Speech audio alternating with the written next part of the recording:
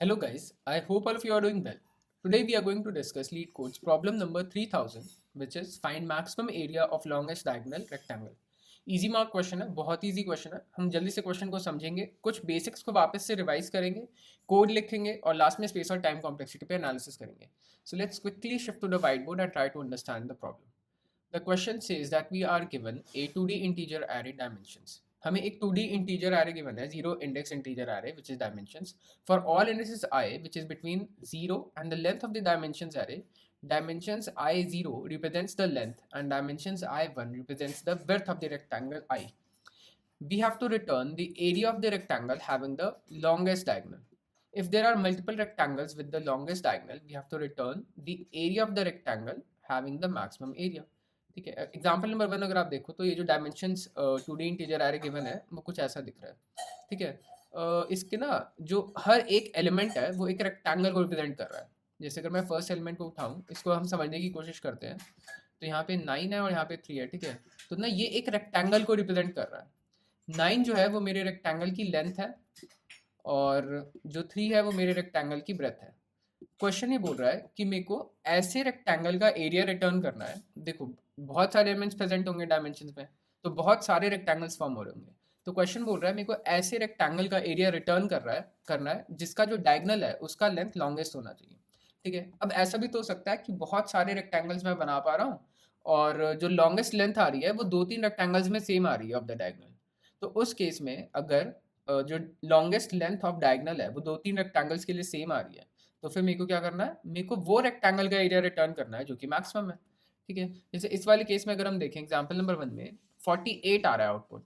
अगर मैं first rectangle देखूं जिसके लेंथ 3 है और ब्रेथ 4 है, ब्रेथ 3 है, length is 9 and breadth is 3, तो जो डायगनल की लेंथ आएगी वो 9.487 आएगी. अगर मैं सेकेंड रेक्टेंगल देखूं तो लेंथ 8 है, ब्रेथ 6 है, तो जो डायगनल की लेंथ होगी वो 10 आएगी. तो डायगनल की लेंथ किसकी ज़्यादा है? डायगनल की लेंथ सेकेंड रेक्टेंगल की ज़्यादा है. तो मेरे को क्या करना है, सेकेंड रेक्टेंगल का एरिया रिटर्न कर देना है. तो सेकेंड रेक्टेंगल का area is 8 into 6 length into breadth, और वो क्या हो जाएगा, 8 इंटू 6 इज 48, वही 48 हमने रिटर्न कर दिया. अब आप बोलोगे डायगनल की लेंथ कैसे आई, वो समझने की कोशिश करते हैं. डायगनल की लेंथ कैसे निकाली हमने. देखो, सपोज ये एक मेरे को रेक्टेंगल गिवन है, उसकी जो लेंथ है वो एल है और जो ब्रेथ है वो बी है. एरिया तो हम सबको पता है लेंथ इंटू ब्रेथ होता है. मगर अगर आप इस वाले ट्रायंगल में पाइथागोरस थ्योरम लगा दो तो आप ये जो हाइपोटेन्यूज है ये तो कैलकुलेट कर ही सकते हो. सपोज मान लो ये डी है. ठीक है. तो हाइपोटेन्यूज थ्योरम अगर हम लगाएं तो D square is equal to B square plus L square, या D square is equal to L square plus B square. तो जो डी है which is the length of the diagonal, इसकी वैल्यू क्या होगी, under root of L square plus B square. ठीक है. एक चीज़ और मैंने बोली थी कि अगर मेरे डायगोनल की लेंथ सेम आ जाए, जो लॉन्गेस्ट लेंथ ऑफ डायगोनल आ रही है वो 2-3 रेक्टेंगल्स में अगर सेम आ रही है, तो मेरे को मैक्सिमम एरिया जो है रेक्टेंगल का वो रिटर्न करना है. एक एग्जांपल ये भी देख लेते हैं.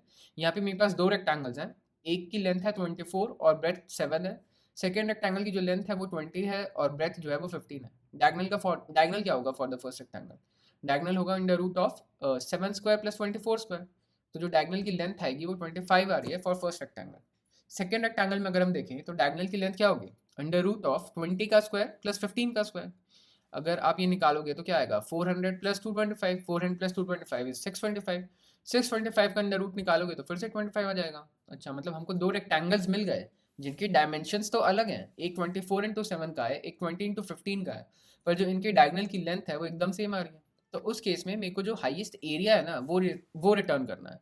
रेक्टेंगल 1 का एरिया 168 है और रेक्टेंगल 2 का एरिया 300 है. तो आप बताओ कौन सा एरिया रिटर्न करना चाहिए. जो भी एरिया ज़्यादा है वही रिटर्न करूँगा, मैक्सिमम एरिया रिटर्न करना है मुझे. तो जो अगर मेरे को खाली ये दो रेक्टेंगल्स गिवन है तो जो आउटपुट होगा ना, जो मेरे को रिटर्न करना होगा वो ये वाला एरिया होगा. ठीक है. तो क्वेश्चन में इसके अलावा कुछ भी नहीं है, बस इतना ही है कि आपको लॉन्गेस्ट डायगोनल फाइंड आउट करना है, लॉन्गेस्ट डायगोनल वाले रेक्टेंगल का एरिया रिटर्न करना है. सपोज मान लो बहुत सारे रेक्टेंगल हैं जिनका डायगोनल का लेंथ, लॉन्गेस्ट डायगोनल का लेंथ सेम आ रहा है. जैसे इस केस में दोनों डायगोनल्स का लेंथ 25 आ रहा था, तो मैंने क्या किया, मैंने उनका एरिया निकाला और जो भी हायर एरिया है ना उसको रिटर्न कर दिया. तो हम जल्दी से कोड लिखते हैं और उसके बाद टाइम और स्पेस कॉम्प्लेक्सिटी एनालिसिस करते हैं. सबसे पहले मैं एक एन वेरिएबल बना लेता हूँ, वो क्या होगा, डायमेंशंस का साइज होगा. एरिया रिटर्न करना है, इंटीजर फॉर्म में रिटर्न करना है, तो फिर मैं एक लेट्स से मैक्स एरिया या एरिया एक वेरिएबल बना देता हूँ. इसको मैं 0 से इनिशियलाइज करता हूँ. अब देखो, अब डायगोनल की लेंथ है, डायगोनल की लेंथ निकालने के लिए मेरे को स्क्वायर रूट करना पड़ रहा है ना। डायगोनल की लेंथ क्या है, under root of L square plus B square. तो इसका मतलब क्या है कि डेसिमल में वैल्यूज आ सकती हैं।